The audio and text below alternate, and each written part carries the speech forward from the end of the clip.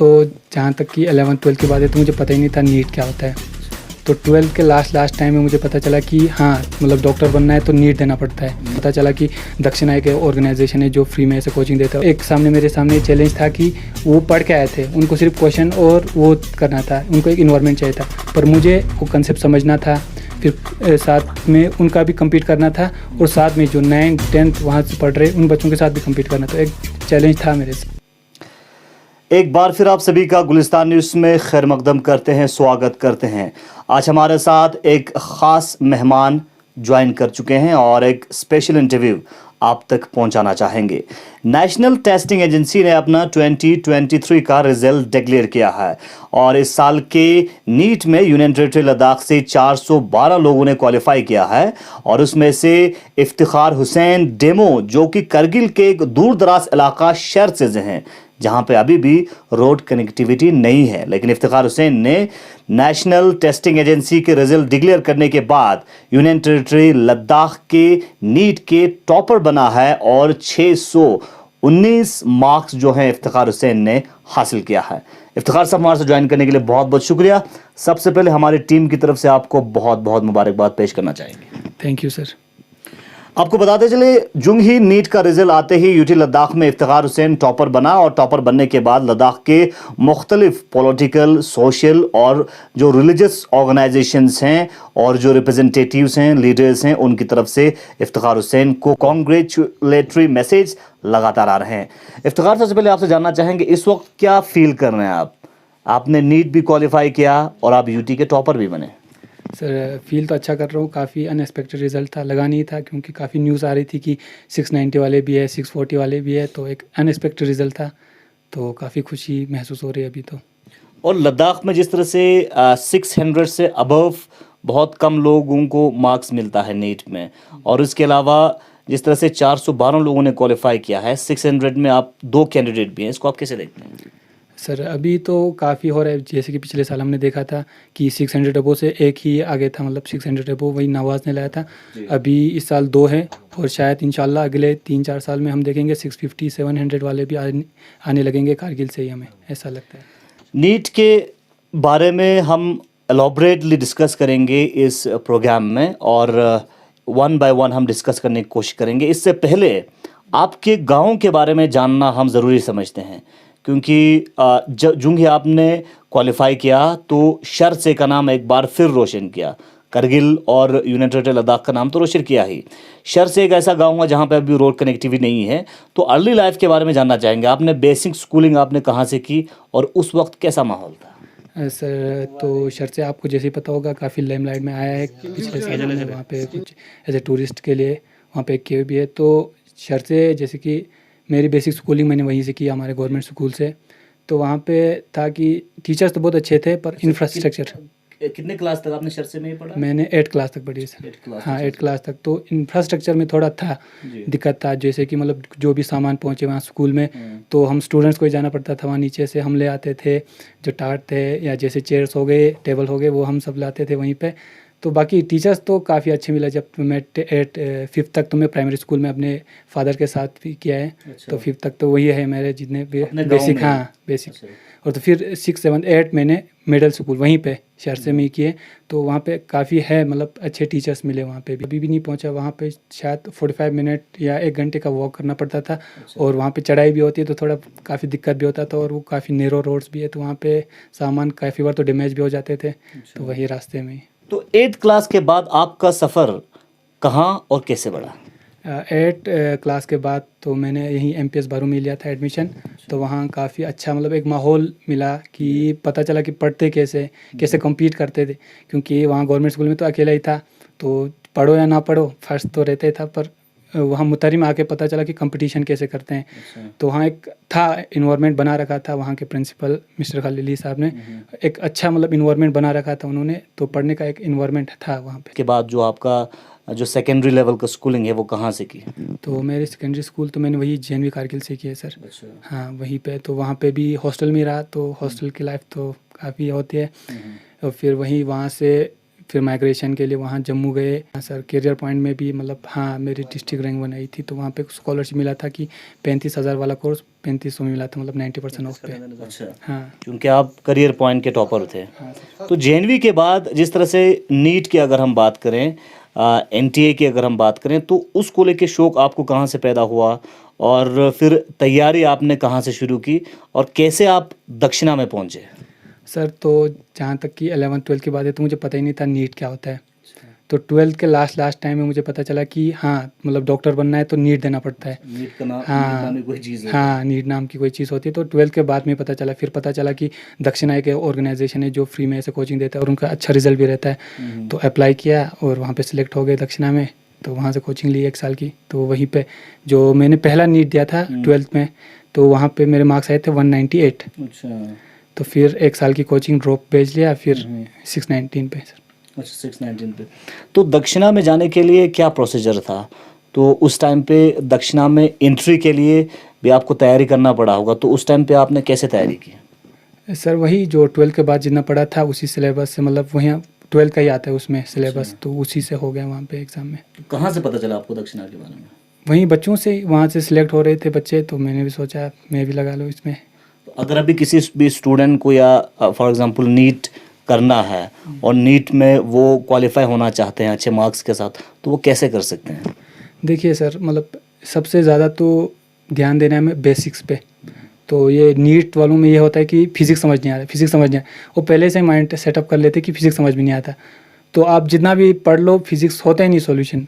तो ये mindset change करने की ज़रूरत है सबसे तो। और फिर बाकी जो बात है हमारी केमिस्ट्री और बायोलॉजी की, वो तो बस आपको पूरे एनसीईआरटी रटनी है, कुछ नहीं करना। बस जितना हो सके उनको दोबारा फिर पढ़िए जब तक आपको लाइनें याद ना हो जाए। क्योंकि जो नीट अपने क्वेश्चंस बनाता है वो इन बिटवीन द लाइन्स से बनाता है, तो एनसीईआरटी से बाहर आपको मिलेगा ही नहीं क्वेश्चन।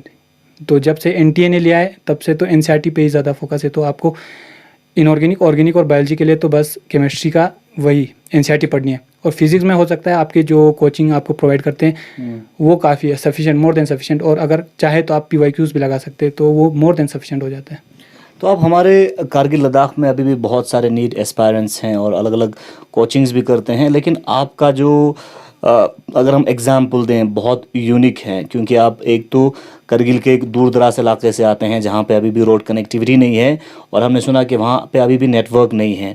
इसके बावजूद भी आपने 8 क्लास तक गांव में पढ़ा, फिर आप कारगिल आए, फिर ज़्यादातर आपकी जो स्कूलिंग है वो गवर्नमेंट स्कूल्स में हुए हैं। तो हमारे स्टूडेंट्स को आप क्या कहना चाहेंगे, कैसे आप मोटिवेट करना चाहेंगे? क्योंकि कारगिल के और भी रूरल बहुत सारे जगह हैं जहाँ पे अभी भी स्टूडेंट्स पढ़ते हैं, तो क्या कहना चाहेंगे? सर मैं तो वही कहना चाहूँगा कि अगर आपका बेसिक स्ट्रॉन्ग है, आपको अगर गवर्नमेंट स्कूल पे ही, क्योंकि अभी तो वेल क्वालिफाइड जो प्राइवेट टीचर्स है वो भी जाना चाहते हैं गवर्नमेंट में, जो वेल क्वालिफाइड होते हैं, तो ज़्यादा से ज़्यादा टीचर तो वहीं पे मिल जाते हैं हमें। और दूसरी बात मैं ये कहना चाहता हूँ कि जैसे कि शर्से और इचू एक ऐसे विलेजेस है जहाँ पे रोड कनेक्टिविटी नहीं है, और शर्से में तो इंटरनेट कनेक्टिविटी भी नहीं है। तो अगर मैं वहाँ पे 8 तक अपनी बेसिक स्कूलिंग वहाँ से किया है, तो मैं सोचता हूँ कि बाकी जो भी बच्चे हैं यहाँ पे कारगिल में या लेह में भी काफ़ी दूर दराज इलाके में पढ़ रहे होंगे, गवर्नमेंट स्कूल से पढ़ रहे होंगे, तो आपको बस पढ़ाई पे फोकस करना है। क्योंकि अभी तो हमारी यूनियन टेरिटरीज़ में काफ़ी हमारे मतलब ध्यान दिया जा रहा है गवर्नमेंट स्कूल्स पे।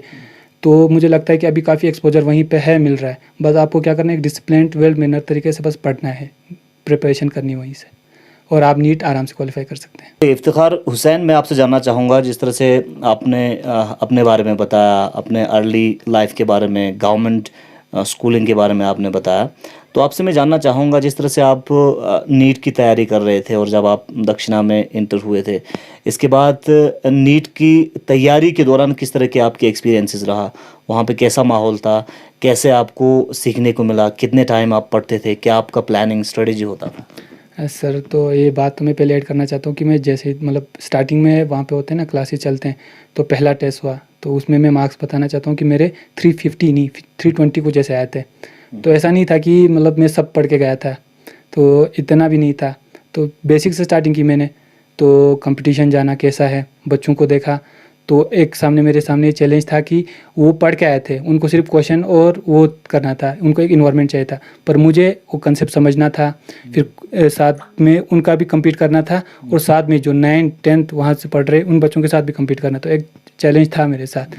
तो फिर धीरे धीरे इम्प्रूव किया, पता चला कि कैसे पढ़ते हैं, कैसे मतलब एनसीईआरटी को पढ़ते हैं। जैसे कि हमारे जेके बॉस में तो ऐसा एक्सपोजर मिलता ही नहीं कि एनसीईआरटी के लास्ट के क्वेश्चन रट के चले जाओ तो आपके मार्क्स आ जाते हैं, पर है नीड में कि आपको पूरा एनसीईआरटी पढ़ना पड़ता है।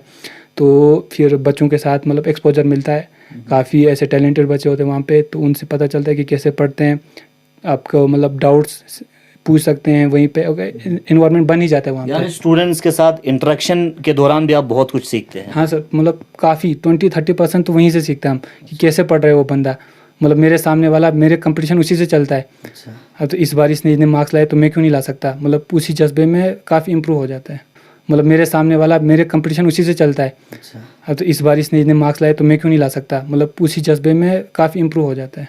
यानी पढ़ाई करने के अलग अलग स्मार्ट तरीके और नए टेक्निक्स भी आपको सीखने को मिलते हैं। हाँ सर, काफ़ी मतलब वो इन्वायरमेंट ही ऐसा है कि आपको दक्षिणा में बस जाके सिर्फ पढ़ना है, बाकी एक्सपोजर, बाकी डिस्कशन वो सब हो ही जाता है वहीं पे। वहाँ के कुछ एक्सपीरियंस आप हमारे व्यूवर्स को शेयर करना चाहेंगे?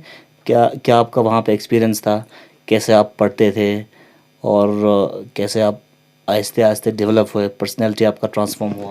हाँ, तो स्टार्टिंग में तो सर मतलब इतना भी हार्ड वर्क की नहीं था कि स्टार्टिंग में तो 2-3 घंटे पढ़ने के बाद ऐसा लगता था कि आज काफ़ी पढ़ लिया, आज तो थक गया हूँ, कल से स्टार्टिंग करूँगा।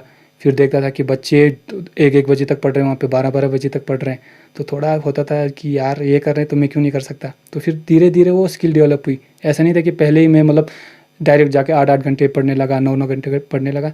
तो ऐसे स्टार्टिंग में था कि फिर स्लो था, फिर धीरे धीरे हुआ कि 8 घंटे 9 घंटे, फिर लास्ट आते तक लास्ट के 1 महीने में तो शायद 12 या 13 घंटे हो जाते थे। मतलब पता ही नहीं चलता कि आप कैसे पढ़ रहे हो, लास्ट में हो जाते 13-14 घंटे।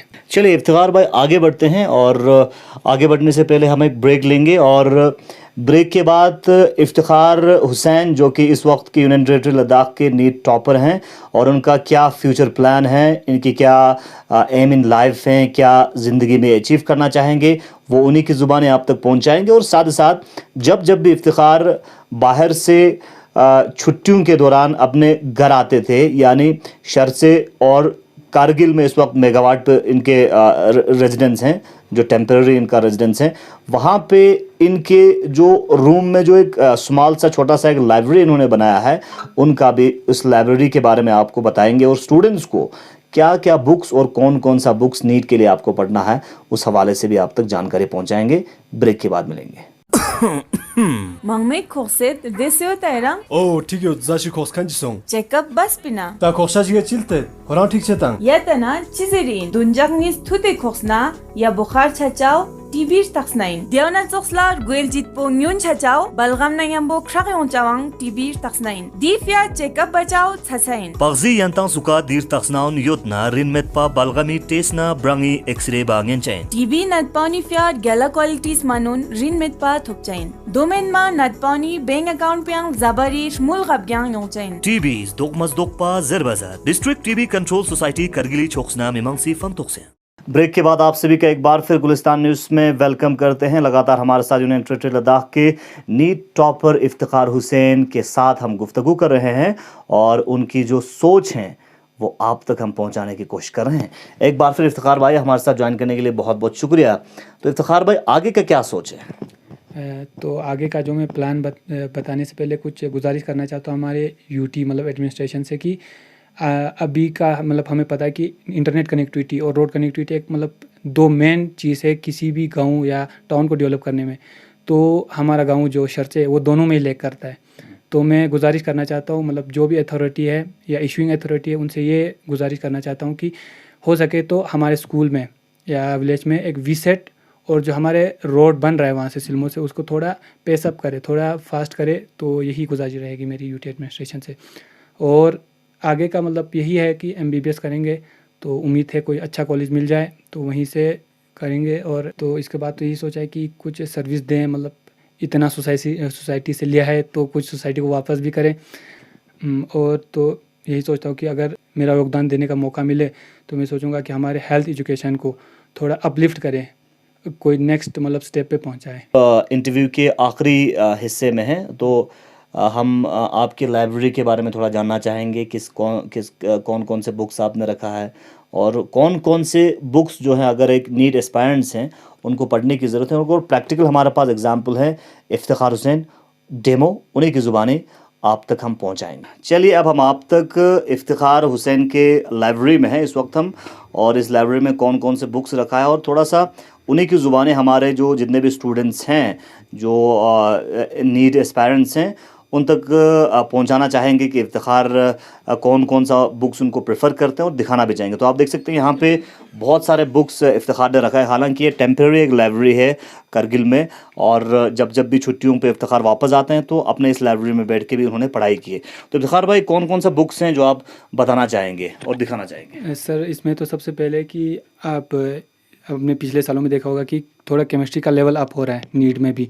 इस साल भी काफ़ी दिक्कत हुई बच्चों को कि केमिस्ट्री में, तो मैं सबसे प्रेफर करना चाहता हूँ यही कि सिर्फ एक ही बुक है मैं जो प्रेफर करना चाहता हूँ बच्चों को, ज़्यादा नहीं। जो आपके कोचिंग सेंटर से मटेरियल्स मिलते हैं वो काफ़ी होते हैं, मोर देन सफिशिएंट। बस ये बुक मैं आपको करना चाहता हूँ कि इसको थोड़ा देखें। नाम बताइए।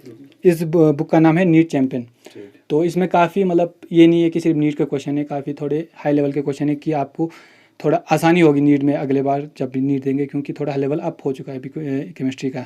और बाकी तो वही है, यही बायो पढ़ना है अपने, एनसीईआरटी है पूरा बायो एनसीईआरटी, यही इसी में से आएगा जो भी आएगा आपका नीट का, क्योंकि एनटीएस जब से उसने स्टार्ट किया है पूरे एनसीईआरटी बेस ही बना रही है। और केमिस्ट्री में भी वही है, केमिस्ट्री ऑर्गेनिक इनऑर्गेनिक में आपको पूरे केमिस्ट्री एनसीईआरटी बुक्स ही पढ़नी है। चलिए इफ्तिखार भाई हमारे साथ ज्वाइन करने के लिए बहुत बहुत शुक्रिया। आखिर पे आप लोगों तक और ख़ास कर जो लद्दाख के अंदर स्टूडेंट्स हैं उन तक किस तरह की पैगाम आप मैसेज पहुंचाना चाहेंगे? आखिर में मतलब स्टूडेंट से यही कहना चाहूँगा कि मतलब अभी तो काफ़ी ऑनलाइन मीडिया भी, मतलब ऑनलाइन एजुकेशन सिस्टम भी काफ़ी हो चुका है इम्प्रूव, जैसे कि PW अनअकैडमी ऐसी चीज़ें। तो आप कोशिश करते रहे, जहाँ भी हैं वहीं पढ़ते रहिए। मतलब कोशिश करें कि जिस जगह पे डिसिप्लिन मैनर में अपना एक टाइम टेबल बनाए, अपने शेड्यूल बनाए, अच्छी तरह पढ़ते रहे जहाँ भी है। ज़रूरी नहीं है कि आप LN ज्वाइन करेंगे तो आपका नीट निकलेगा ही निकलेगा। तो सेल्फ स्टडी करने वालों के भी निकलते हैं, या ऑनलाइन जिन्होंने ज्वाइन किया उनके भी निकलते हैं। तो आप जहाँ डिसिप्लिन मैनर में पढ़िए, इंशाल्लाह आपका भी सिलेक्शन होगा। लास्ट में मैं थोड़ा मतलब दक्षिणा के बारे में बताना चाहूँगा, और साथ में शुक्रगुजार करूँगा कि जिन लोगों का सपोर्ट रहा है मेरी मतलब सक्सेस में, टीचर्स जहाँ भी। दक्षिणा के बारे में थोड़ा ऐसे, दक्षिणा के 2 वो होते स्कॉलरशिप प्रोग्राम, एक तो 2 ईयर प्रोग्राम होता है, एक 1 ईयर प्रोग्राम। तो मैं जो इसमें सिलेक्ट हुआ था वो 1 ईयर प्रोग्राम था, वो 12th के बाद में। मैं मतलब खासकर मैं शुक्रगुजार हूँ मोनिश पोबराय सर जिसने ये स्थापना डाली है दक्षिणा की, जो एक मतलब स्टॉक मार्केट के हैं पर वो US से इसको पूरा चलाते हैं, और ऑल ओवर इंडिया उन्होंने लगभग 9 की कुछ ऐसे ब्रांचेस है दक्षिणा के जो वहाँ पे चलते हैं। तो मैं शुक्रगुजार हूँ मोनिश सर का, और वहाँ पे जो फैकल्टीज़ है दक्षिणा की जिन्होंने मतलब एक ऐसा अपलिफ्टमेंट दिया है, एक बेसिक जो कुछ भी नहीं पढ़ के गया था 11th-12th में, उसके भी 619 मार्क्स आ रहे हैं। तो उनके मतलब शुक्रगुजार रहूँगा, पूरी दक्षिणा टीम को मैं शुक्रगुजार करना चाहता हूँ। लास्ट में शुक्रगुजार रहूँगा व्यूअर्स का जिन्होंने इतनी सब्र के साथ मेरी इस बातों को सुना।